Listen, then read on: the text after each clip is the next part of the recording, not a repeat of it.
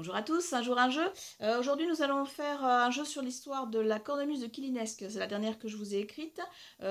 Piotr découvre un bébé, son chien l'appelle et découvre un bébé dans les fourrés. Le bébé c'est Tiban, un être fait enfermé dans un corps humain. Ça c'est l'histoire. Nous allons devoir faire un jeu où les participants vont devenir le chien de Piotr et essayer de trouver les bébés et de les sauver, de les ramener à Piotr.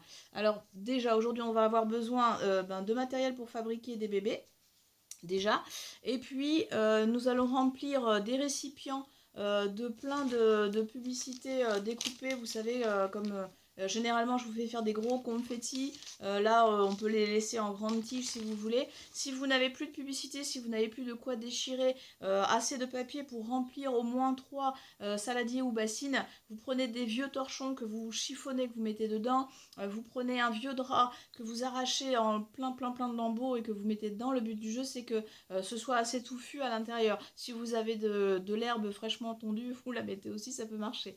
Bon, après, ça peut gratter. Ensuite, pour réaliser les poupées, vous allez avoir besoin... Alors moi, j'ai pris une vieille chemise que j'ai découpée, comme ceci. En carré. Si vous avez juste des mouchoirs en papier, ça marche aussi, il n'y a aucun souci. Il me faut d'autres morceaux de chute comme ça de papier pour pouvoir faire la tête. Moi j'ai pris plein d'élastiques parce que j'en ai. Si vous n'avez pas d'élastique pour faire les petites jonctions dont on va avoir besoin, vous pouvez très bien prendre du fil de couture à emberlificoter autour. Réalisation donc de la poupée, je fais une petite boule avec mes chutes de tissu.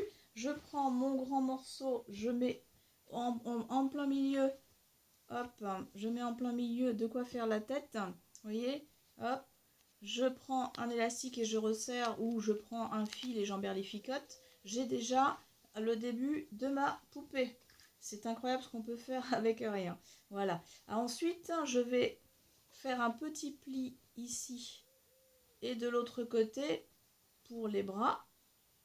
Voilà, j'ai fait un petit pli, j'ai rentré le tissu à l'intérieur et je vais faire une taille. Voilà, ici vous avez la taille.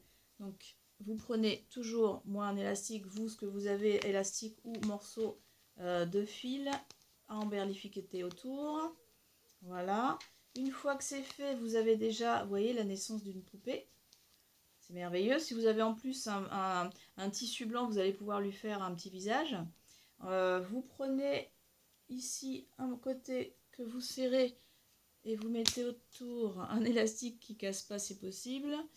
Voilà, vous mettez autour un bout d'élastique ou un bout de fil à tournicoter autour. Emberlificoter, tournicoter, on fait des choses magiques aujourd'hui. Ensuite, de l'autre côté, on fait pareil.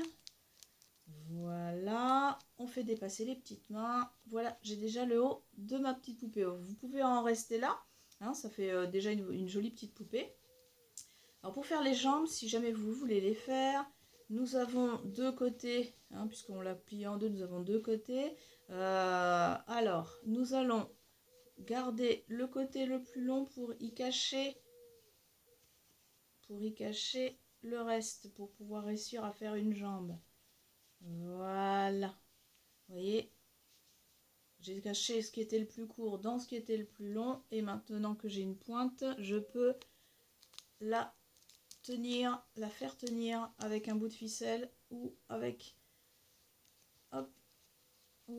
un élastique. Je fais pareil de l'autre côté. Bon là j'ai fait vite, vous voyez, j'avais pas bien centré ma boule, du coup je vais avoir une jambe un peu plus longue que l'autre.